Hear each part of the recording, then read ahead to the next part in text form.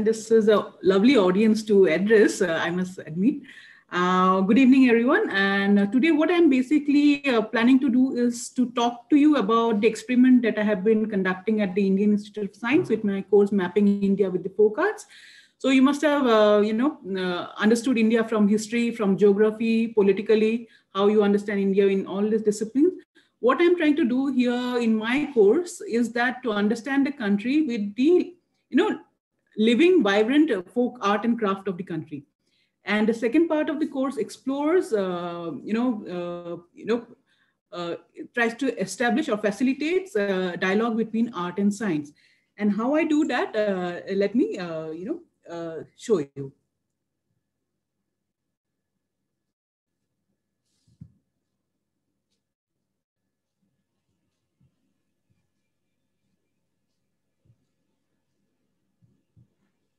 Okay, so the title today we have given to the lecture is Joining the Dots, Science Through Tribal Art and Folk Songs. So, science and art, you might, in your mind, you must be thinking they are like the two different, poles, they're poles apart, whereas science is about certainty, accuracy, art is about creativity and critical thinking. So, why bring science and art together? And why with folk art? Why folk art? So I would say the answer lies in understanding what is folk art. So you must be knowing what folk art are. You must be seeing it around you. The narrative, the material, art and craft of the country. They might be, the songs, the music, the dance. So India has 2,000 ethnic communities and in the 28 states and 8 union territories. And all of them have something of their own. They have something specific of their own, be it their dress, their food, their, songs, the dance, the, music, the theater, something is there, which the community owns. So what are the characteristics of a folk category? So common people are the mainstay of folk art. So it emerges from the common people. They are not experts. They are not like the specialized people, the specialized artists. They, the common people give rise to this form of art. Folk art may accompany the celebration of various religious, social, and familial festivals. That is, they are accompanied by, they are very contextual. They are, they might be connected to a religious ceremony. They might be connected to some celebration. They always, have something to do with the context. So fertility cult is one major context where we see a lot of folk art emerging, be it of human and land, as well as the problem of natural disasters like flood, famine, fire, disease, accident. These are all the themes of folk art. So you see the day-to-day affairs are, very central to the folk art forms. Textual sources or authorship is not important. So you don't have an author of a folk art. You don't have, suppose giving an example of the Bhangra, songs or the Bhangra dance. Nobody knows who is the author is. Nobody knows who the, writer of the song is, but it belongs to the entire community. Mostly orally transmitted. They are not, formally taught. They are not, they are not codified. They are orally transmitted. You listen to them and you remember them and you, regenerate them. Folk art are often a mixture of genres: music, dance, songs, drama. The division into music, dance, or drama is made based on the emphasis of the form. So if I can take the example of Madhubani art, maybe. So Madhubani art tells you about the whole worldview of the community, but it is accompanied by singing. But the prominent feature is the art, the visual art. So we categorize them into visual art. Same is for something like Nautanki of Uttar Pradesh. It has music, it has dance, it has storytelling, but because it is more of a performative, it has more of performative features, we call it a folk theater form. The purpose of folk art can be summed in threefold: social transaction, that is, it might be conveying some social message. Ritualistic performance, it is done to express some, ritual. and entertainment. So these are the three primary functions of folk art. So now the question is, who was a folk? So there have been, in the history, debates about who can be called a folk and who cannot be called a folk. Earlier, the idea was people who belong to the rural community, who have not been touched by science, technology or modernization, are all folk. But this idea has been fading. Now the present idea is any group which has some cohesion among within them, and they share something in common, can be called a folk category. That is, a scientist group can also be called a folk category or folk group. Any group that expresses its inner cohesion by maintaining shared tradition qualify as folk, whether the linking factor is occupation, language, place of residence, age, religion, or ethnic origin. So what is folk art? Folk art consists of the expressive genres of knowledge, legend, music, oral history, proverb, jokes. So these are all folk art. It can be narrative, it can be performative, or it can be visual. Okay, fairy tales, stories, tall tales, and customs included in traditions of a culture, subculture, or a group. So these are all folk art, part of folk art. So these are the art of the common people. So as I said, it can be visual, like, the Madhubani painting, Worli painting, Chittara art, or it can be narrative, like something like ballet, which is narrative, performative, that is dance, drama, theater. These are all performative, form of folk art, performative folk art. So why does folk art exist in the society? Okay, what is the purpose of folk art? They serve as educational tool for pre-literate society. So where there is no formal education, folk art serve as the folk category serve as educational tool. We'll come to the examples later. Guide and advises and passed on knowledge that are essential for living. Emphasize values of the culture, highlight the social and political order of the society, explain the inexplicable, reflect fear, anxiety, gratitude, etc., and entertainment. So educational, you might have heard this Kabir Dohe, kal kare jo aaj kare so ab, pal mein pralay hoegi, bahuri karugi tab. So this is actually telling you the importance of time. So it is educational. It is giving you some advice. It is telling you to pay attention to time and respect time. Do your work, in time. Essential life knowledge. This is an example I'm giving you from Panchatantra. This is a story where Brahmin brings home a snake, but the wife is very not happy with this decision, and she keeps on doubting the snake. And one day when they see a lot of blood on the floor, the lady thinks that the snake has eaten away the child, but actually it had saved the child from a mongoose, and that's why the blood was there. And they, in haste, they killed the snake, but the snake was actually the friend of the family. So this is also to tell you that don't take decision in a haste. Pay attention to the nuances. So these are essential life knowledges that folk art contain. So values of a culture. This is a Gondana art of the Gond community of Madhya Pradesh. So there are many community like the Bishnoi community, the Dongria Kond community, who consider the nature as their ancestors. Okay, and looking at their art, we see what the values contain. What values they entail, the worldview, what they think about the world outside them. Social and political order. So the folk art, this is an example I have given from Assam. It's a gamusa. It is given to people to show respect. So folk art is also used to maintain the social and political order. So explain the inexplicable. That is, there are some things that you cannot explain, with logic. Like there are questions of origin. How did the earth origin? So this the folk art gives you such answers. Okay, this is a tree of life. The understanding is that all life emerges from the tree. So it gives you some kind of answer about questions that you cannot explain easily. So emotion of the society. This is an example from the Nongrem festival, where the dancers are paying homage to paying their respect to the ground who gives them crops. They are actually doing this dance for 3 days and 3 nights. To show the respect. They are actually performing the activity of tilling the soil. Through this dance, and they are showing the respect to the soil who gives them food.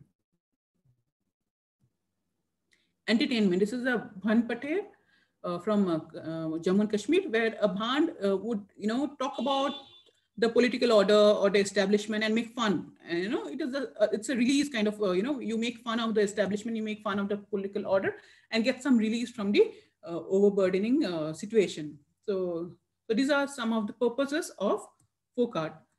So what makes folk art unique? So as against the fine art, folk art is not all about aesthetics. Okay, it's not about, it's something more. Fine art focuses more on aesthetic and is learned through formal education, formal instruction and training, while folk art encompasses one's culture in a deeper manner. Folk art is mostly learned without formal training. So aesthetic is not so important in folk art. So I should also tell you about it, about what is folk art and what is folk craft. So basically, both of them do not have much difference. Both are have some sense of beauty. They have both have some sense of utility. But if the utility is more, we call it craft. If the beauty, the aesthetic is more prominent, we call it art. In folk art, context is important. As I showed you, it is done during some festival, some ritual. So the context is important in folk art. Okay. So looking at a folk art, you can understand, you can actually decipher from, the context from where it comes from. Folk art are largely utilitarian. They have utility values. Folk art is weaved into everyday life. So, it talks about the everyday life of the community it comes from. Folk art connects the past to the present. So something that is passed on from generation to generation, it connects the past to the present. Folk art reflect the worldview of a community. So it, as I showed you, some of the examples, it gives you a reflection. By looking at them, you understand what the community thinks about the world outside. Okay, the values of the community. It gives you a window to understand the community. So why are we learning folk art in Indian Institute of Science? This is something that I'm quoting from a report from Renovation and Rejuvenation of Higher Education, popularly known as the Yashpal Committee report of 2009, which, this is a lament that we hear often, that there is a chasm.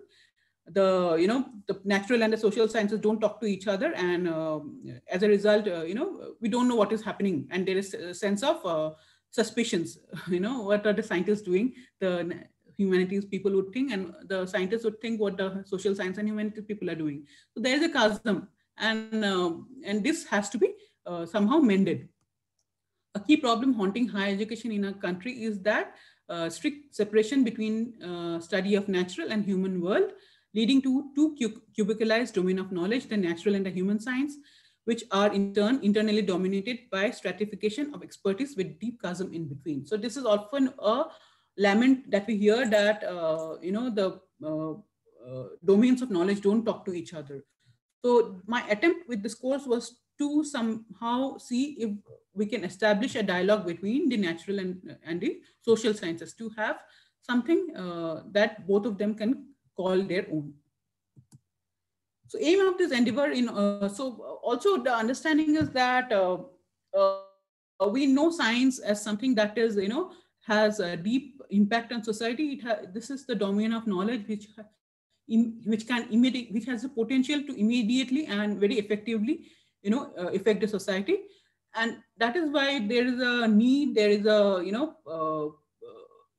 necessity that the scientists who are doing the science should be, grounded in the society, should be knowing the realities of the society. In order that the science and technology community provide effective leadership in matters of development, agriculture, industry, and health, and in order to ensure that knowledge production takes into account the interpenetration of natural and human world, we need a broader concept of science and its deep and complex relation with society and culture. We actually don't need scientists who are doing their, science inside the lab, but they should be also cognizant of what is happening around them, what is the reality, and what is the society in which they are doing the science. So that this have been my endeavors. That is, to somewhere see if we can establish a dialogue, and also to see how, the scientists or the people who are doing science are aware of the society they are in. So what has been my pedagogic approach? The pedagogic approach is to establish that science and scientists are part of the society. They're not removed from the society. Scientific and technological excellence cannot be attained without accounting for human and environmental concerns. They should be very central to scientific, research and scientific activities. Folk art is one way to understand the hope, aspiration, and worldview of the, of the society. At the same time, is a medium to appreciate the knowledge of common people. So, folk art, as I showed you, gives you a glimpse of the worldview of the community, and it also is the beauty of it, lies, in understanding and appreciating the knowledge from which it comes from the context, from the common people that it comes from. So let me give you a glimpse of what I have been doing at Indian Institute of Science. So this is one book we had published in 2016, Arting Science. So I had asked the students to depict. So at IISc, what I do every year, I take one art form, be it visual, performative, or narrative, and we understand the country with that art form. Suppose in 1 year, I have taken a visual art form, the paintings, and we try to see what are the different kinds of paintings that are found in the different parts of the country, and we try to understand the region through that art form. So we had compiled one book with the paintings that our students had done. The assignment I had given them was to show a scientific discovery through a folk art of the country. I'll show you some example. This is not exhaustive, but I'm just giving you a glimpse. So this is Mendel's first law of inheritance through Madhubani painting. You can see the very typical, the lotus, the snake, the tortoise, the fish used in Madhubani painting, the boundaries that are used, and they're showing. This is actually showing the Mendel's first law of inheritance, how the dominant and recessive alleles are shown. This is accretion in Worley. Accretion is the phenomena of physics where it is said that the mass, object of bigger mass, pulls the object of smaller mass. So here they are showing, the students have shown how the town, the city is pulling the people from the villages, and how that the cities are growing, whereas the towns are. The villages are becoming smaller, accretion. So this is wormhole in Kalighat style painting. So here the students have shown how the zero was actually discovered in India, but was popularized by the traders outside. This is Cherial painting, and it's showing phagocytosis, that is the antibody and antigen fight. Cherial painting is very typical of Telangana. So where I should tell you the places where they come from. This is Kalighat painting of West Bengal. This is accretion Worli painting of Maharashtra. This is Madhubani of Bihar. Madhubani painting of Bihar. So this is Cherial painting of Telangana and Andhra Pradesh, where this is actually a war painting, and typically it has a red background, and most of the times you show a war scene. So here the students have shown phagocytosis, how when a disease comes to attack you, how the antigen in your body try to counter them. So this is what is shown here, phagocytosis. So another year we had a folk theater festival. The students were asked to show some of the issues of the country with they could choose a scientific theory or some issues of the country, and give how a scientist would actually understand them, or how a scientist would counter them. So first one was actually very beautifully done. It was shadow puppetry. They were showing Darwin's theorem. Then they showed anthropocentric worldview of human beings in Naughton style. They showed, Chow. They had shown this, the tribal struggles in Chow. So that way, various issues were shown through folk theater. Another year we had folk dance. So here what I had asked the students, so our students take majors in, so these are all science students that I am teaching, and humanities is part of that course. Humanities, our students are, doing the bachelor's degree. It's a 4 years bachelor degree, and humanities is compulsory from first to sixth semester. So in this 4 years, students take major in one of the subjects: physics, chemistry, maths, biology, environmental science, or material science. So I had asked students in these 6 disciplines to choose one groundbreaking research and to show it through a dance, folk dance. So the chemistry student showed, the Haber's process through Dolo Kunutia of Karnataka. The mathematics students showed the 4-color theorem through Kalbelia of Rajasthan. Uh, uh, they the physics students showed Koitapattu, and they were showing the gravitational waves and universe expansion. The material science students showed material properties and microscopy through Kuttu dance of Tamil Nadu. This Koitapattu is of Kerala, and the biology group showed CRISPR in Lavani, and the earth and environmental science students showed the plastic eating worms through Veera dance. So these are some of the groundbreaking research in each of this discipline, and they have showed it through a dance form. So, and another year, it was more of thematic. We were talking about the issues that the tribal community of our country face. And, we rightly called it Jal Jangal Zameen, because the entire tribal struggle or entire tribal livelihood is based on Jal Jangal Zameen. Their entire life is around these features of nature. And I asked the student to tell me what has science, put Jal Jangal Zameen vis-a-vis science and see what they think about. I left it open to them. I put Jal Jangal Zameen and tribal struggle at one at one spot, and science and technology at another spot, and ask them to reflect on this both two things, these two domains. And it was amazing that 3 distinct thought process emerged, and which they reflected, which they showed through the art. And some students felt that there's always a conflict between Jal Jangal Zameen and tribal issues and science. Here, one of the groups showed how it is like the snake is eating its own tail. That is, human beings are reaching its own end, through unaccounted development. Another group showed through this was, first one was from through Gone painting. Second was through Assam manuscript painting, where they showed that human beings have developed all these things and they are destroying the nature, and unaccounted development and unaccounted, greed has led to this. Then a second group of students felt that, sorry, this I'm showing just, some examples of it. These are not exhaustive. I'm just giving you a glimpse of what the students feel about it.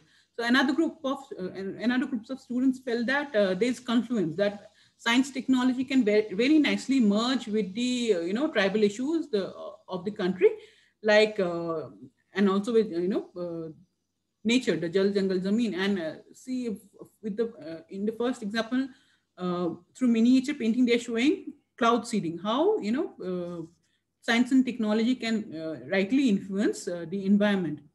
Another group showed through Gone painting again, the elephant corridor, how scientific thinking can actually help the, the flora and fauna of the country. Another third group of students felt that there can be novel ideas, there can be novel, creation, when science comes, comes face to face with Jal Jangal Zameen and the tribal issues. Like first student, one of the group of students showed that,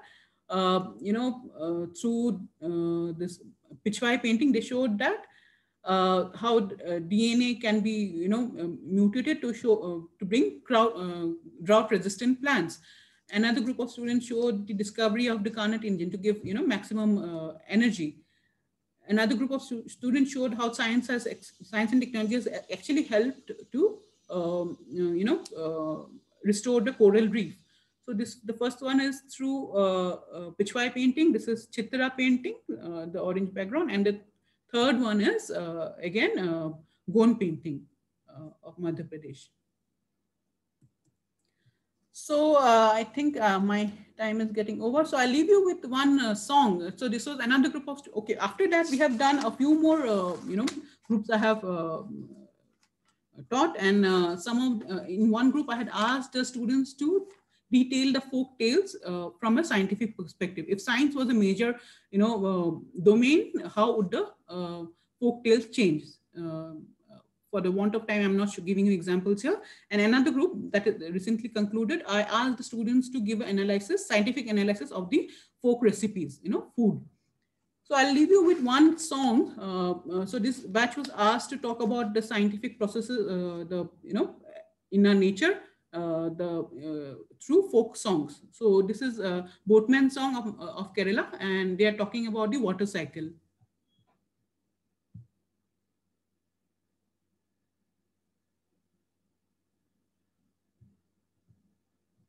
Shruti, can you hear? No, Dr. Das, we're not able to hear. You might have to turn on your desktop sound. So Okay. when you go to screen sharing. Now?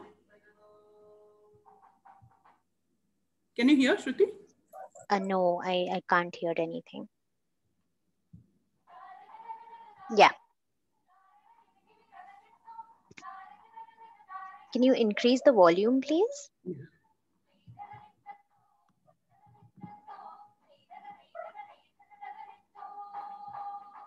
I think that is the maximum I can go.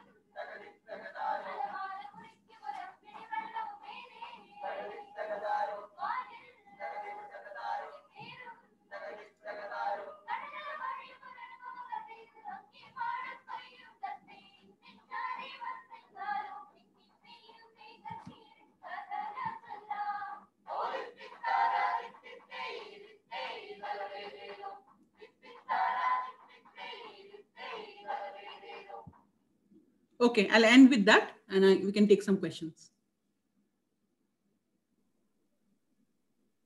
Right. Dr. Das, that was really lovely. I'm just going to take your screen sharing off so that our audience members can see you. So we have some very, very exciting questions, and I'm really excited about this Q&A bit. Firstly, I really want to thank you for the efforts that you put in bringing this presentation together. It was so interesting to see how beautifully you linked the science with the art bit. Especially, what really stayed with me was the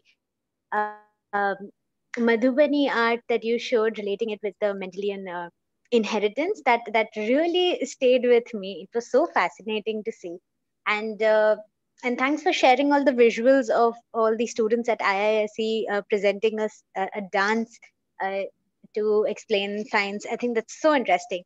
So the questions that we have here are very thought provoking, I think, and we're excited to know your answers.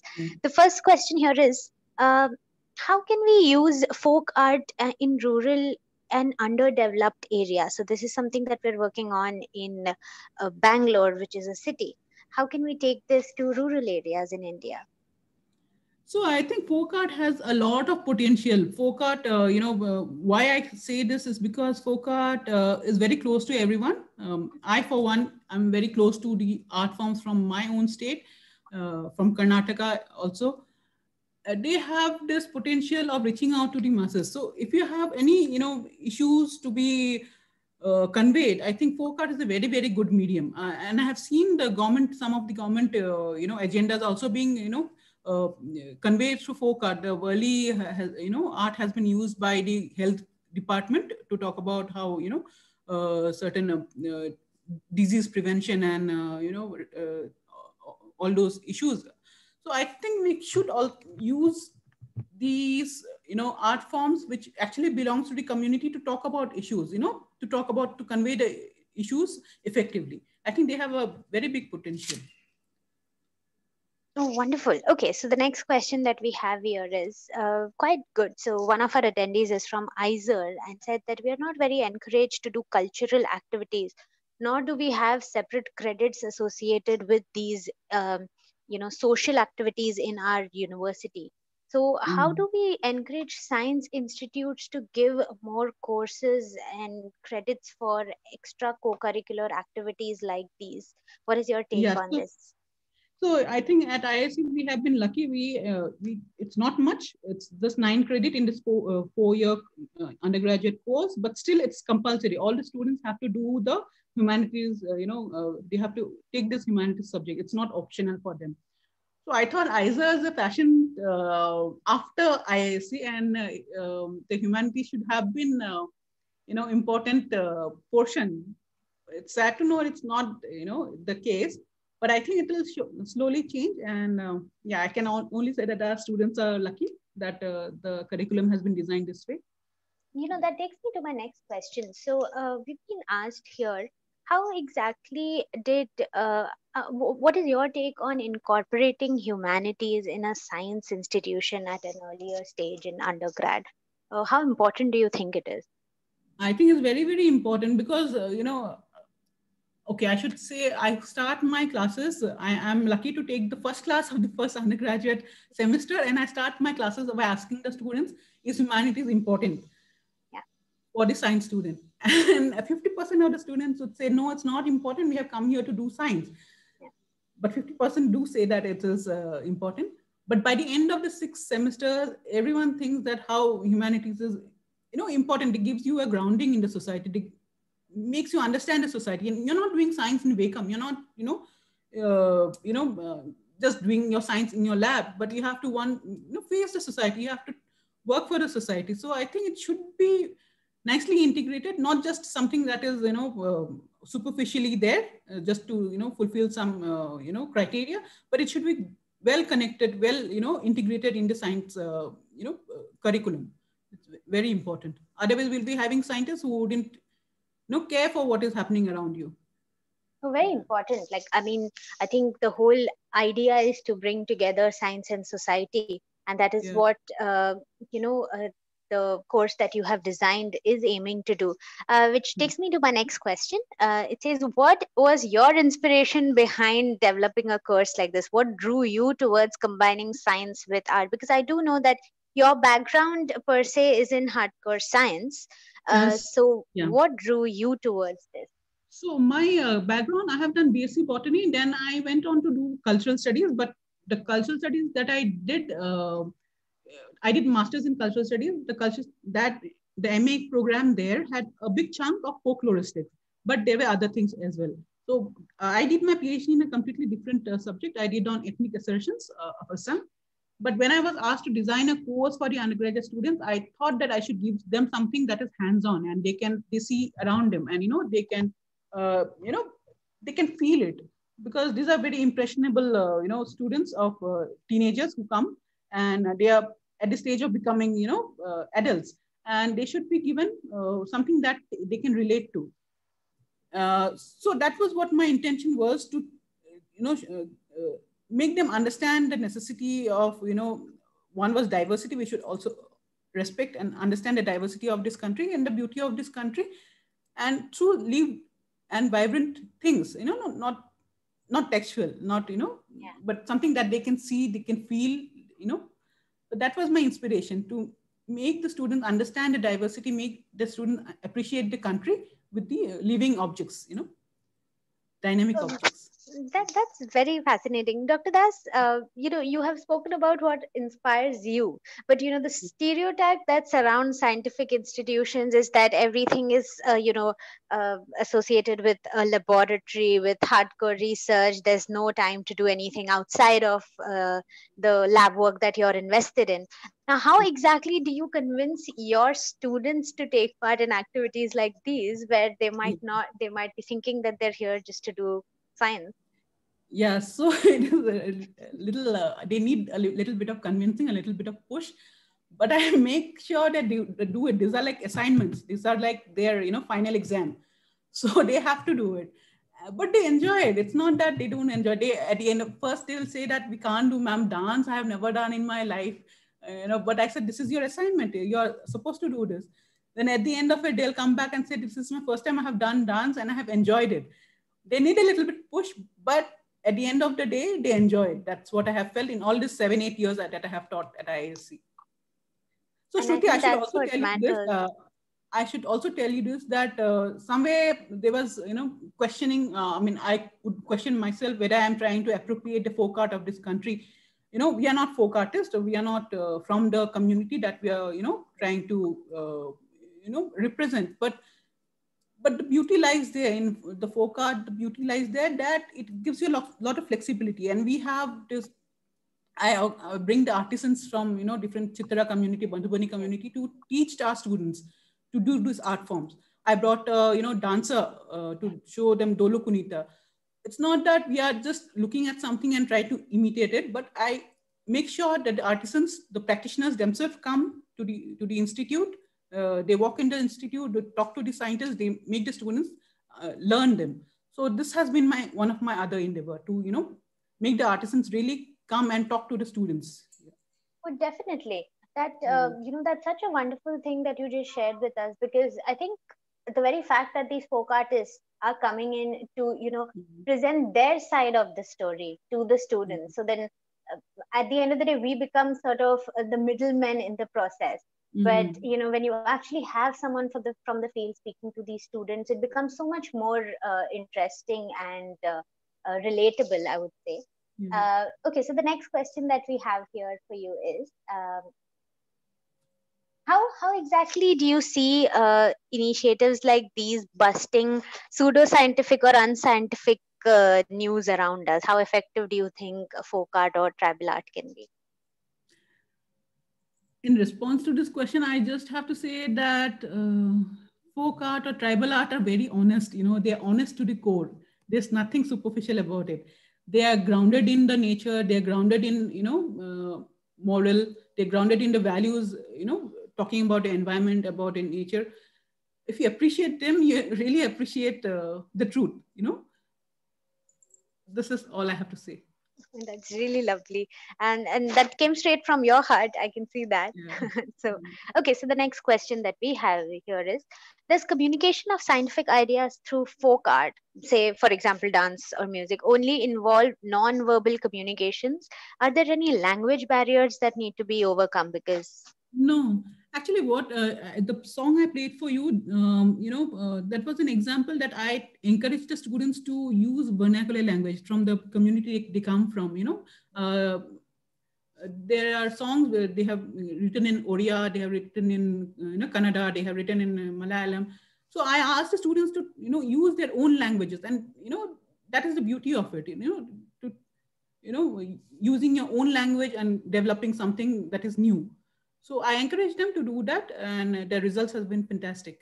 So we have seen one. I wish I could play in that Kalbelia, dance. A Bengali boy was actually singing a Rajasthani song. You know, so they want to do that. There's a urge that they would like to do something, and he did a fantastic job. It's not that he did some shoddy job or anything. He did wonderful. So these are things. This is the beauty of the country, that you appreciate the diversity, try and learn it. Yeah. absolutely, very well said there.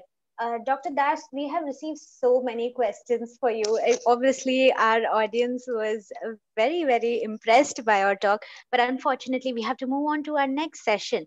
But before we do that, I'm just going to take your last comments on ISF and what your personal take is. How do you think events like these are helpful in bringing science and art together? Because ISF really aims at, bringing forth different collaborators together on one platform, and the very fact that we got to hear about your work, which is so unique in our country, not many people are doing this. So how important do you think public engagement platforms are to speak to society and bring together different? Yeah, so I have always been a propounder of interdisciplinary knowledge, because I feel that if you're sitting in your own straitjacketed boundaries, there's nothing exciting happening. But push the boundaries, and you'll see a lot of exciting things are happening in the boundaries. So yeah, India Science Festival is doing exactly what it should be doing, that pushing the boundaries and bringing forth many new knowledges.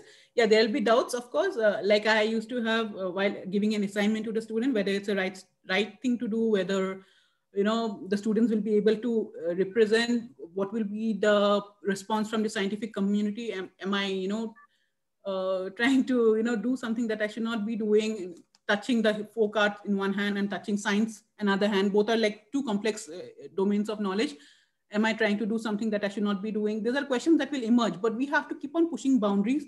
Only then there'll be a dialogue, there'll be exchange among one another. And thank you, India Science Festival, for doing this, and letting people, giving a platform to talk about the work, and also encouraging people to think in different new novel ways.